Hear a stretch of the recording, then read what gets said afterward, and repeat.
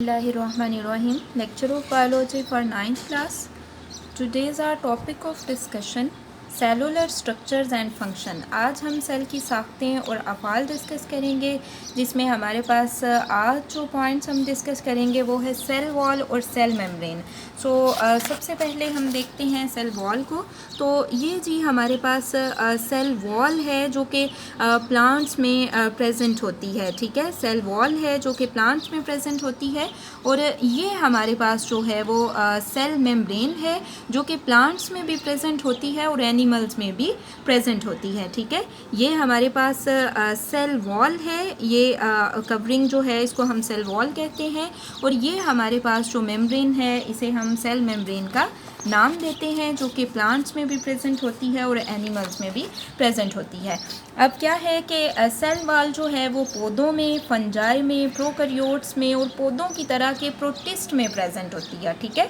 और ये क्या है, ये सेल का बेजान हिस्सा है और सख्त हिस्सा है, और जो कि सेल मेम्ब्रेन के बैरूनी तरफ पाया जाता है। यानी पौधों में सेल मेम्ब्रेन के बाहर की तरफ जो मेम्ब्रेन प्रेजेंट होती है उसे क्या नाम दिया जाता है, उसे सेल वॉल का नाम दिया जाता है, जो कि नॉन लिविंग होती है, ठीक है।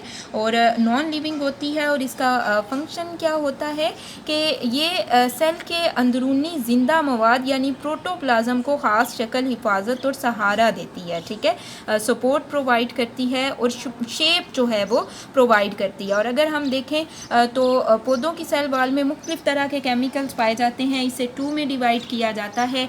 जो आउटर लेयर है उसे प्राइमरी वॉल कहा जाता है, और प्राइमरी वॉल के अंदर की तरफ एक वॉल होती है जिसे सेकेंडरी वॉल कहा जाता है। प्राइमरी वॉल जो है उसमें जो केमिकल पाया जाता है वो सेलुलोज है, और सेकेंडरी वॉल में जो केमिकल पाया जाता है वो लिग्निन है, ठीक है। इसके अलावा अगर हम बात करें तो साथ साथ मौजूद सेल्स की जो वॉल्स होती हैं उनके अंदर सुराख मौजूद होते हैं, जिनके ज़रिए क्या होता है कि दो सेल्स के दरमियान जो साइटोप्लाज्म है उनका राब्ता आपस में रहता है, ठीक है। दोनों सेल्स के जो साइटोप्लाज्म होते हैं उनका राब्ता रहता है आपस में, और इन सुराखों को प्लाज्मोडेस्माटा का नाम दिया जाता है।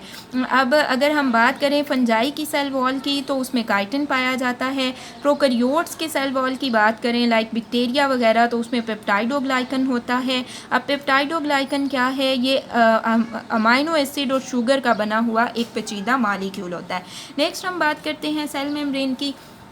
तो सेल मेम्ब्रेन जो है वो तमाम ऑर्गेनिज्म जो हैं उनके जो सेल हैं उनके बाहर प्रेजेंट होती हैं, ठीक है। और ये जो मेम्ब्रेन है ये एक्ट करती है as a semi permeable membrane. इसका क्या मतलब है कि ये कुछ मॉलिक्यूल्स ऐसे हैं जिनको सेल के अंदर पास होने देती है, लेकिन कुछ ऐसे हैं जिनको ब्लॉक कर लेती है, ठीक है। जिनकी सेल को ज़रूरत नहीं होती उनको सेल के अंदर नहीं जाने देती। तो अगर हम देखें इसका स्ट्रक्चर किस तरह का है, तो फ्लूइड मोज़ेक मॉडल है जो कि इसका स्ट्रक्चर जो है वो बयान करता है। और इस मॉडल के अकॉर्डिंग इसमें लिपिड की 2 लेयर्स होती हैं, यानी लिपिड बाई लेयर होती है जिसमें के प्रोटीन मॉलिक्यूल्स एम्बेडेड होते हैं। ये आपके पास लिपिड की 2 लेयर्स हैं, और इनमें ये जो येलो में आपको दिखाई दे रहे हैं ये प्रोटीन्स के मॉलिक्यूल्स हैं। इसके अलावा थोड़ी सी मिकदार कार्बोहाइड्रेट की भी प्रेजेंट होती है, ठीक है।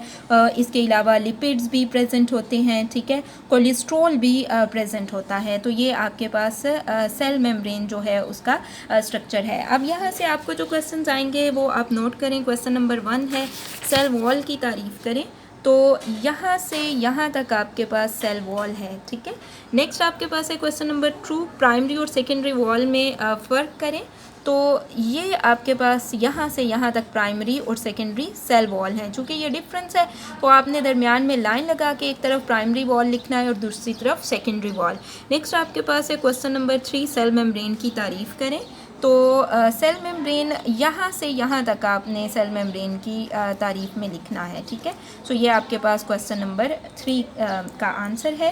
नेक्स्ट आपके पास है जी question number 4 fluid mosaic model क्या है। तो ये आपके पास फ्लूइड मोज़ेक मॉडल है यहाँ से यहाँ तक कि lipid bi layer in which protein molecules are embedded, ठीक है।